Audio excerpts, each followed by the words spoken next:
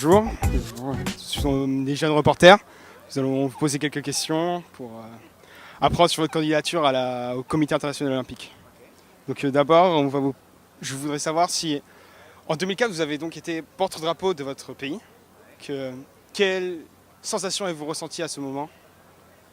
Une sensation particulière parce que j'avais déjà été porte-drapeau en 96, en 96 à Atlanta. Et, et normalement, je ne devais pas participer à la cérémonie d'ouverture en 2004. J'étais à la maison pour me reposer en fin de préparation pour arriver un petit peu plus tard au jeu.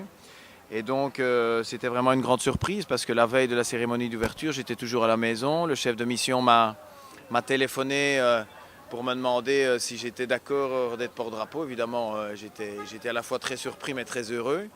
Et puis il a vérifié s'il y avait de la place dans l'avion. Donc j'ai pu arriver à temps le lendemain. Ça a été une journée vraiment particulière et un des plus grands moments pour moi, ou le plus grand moment de mon parcours olympique, parce que c'était inattendu, c'était une deuxième fois, c'était un cadeau, quelque part un cadeau venu du ciel. Et puis voilà, être porte-drapeau de son pays, c'est un honneur incroyable, quoi. Est-ce qu'un athlète condamné pour dopage peut-il poser sa candidature au Comité international olympique? C'est une bonne question.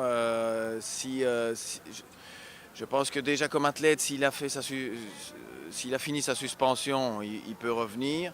Maintenant, au niveau de l'éthique, c'est vrai que ça pourrait poser un problème si c'était le cas. Donc c'est vrai que c'est un sujet sensible. C'est vrai qu'on est de plus en plus dans la mouvance de protéger les athlètes clean et de renforcer le sport propre. Donc c'est sûr que ce sera un message qui apporterait pas mal de discussions et qui serait controversé si c'était le cas. Comment comptez-vous convaincre les athlètes de voter pour vous? J'espère, alors c'est pas toujours le cas, mais j'espère qu'ils regardent le manuel, qu'ils regardent le contenu, qu'ils regardent l'expérience et le parcours des athlètes.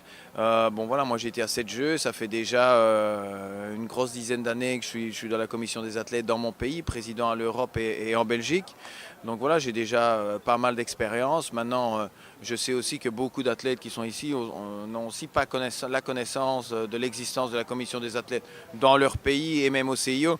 Donc il y a vraiment une grosse difficulté à essayer de convaincre toute une série d'athlètes qui ne savent pas que ça existe et de s'y intéresser et puis après de faire les bons choix.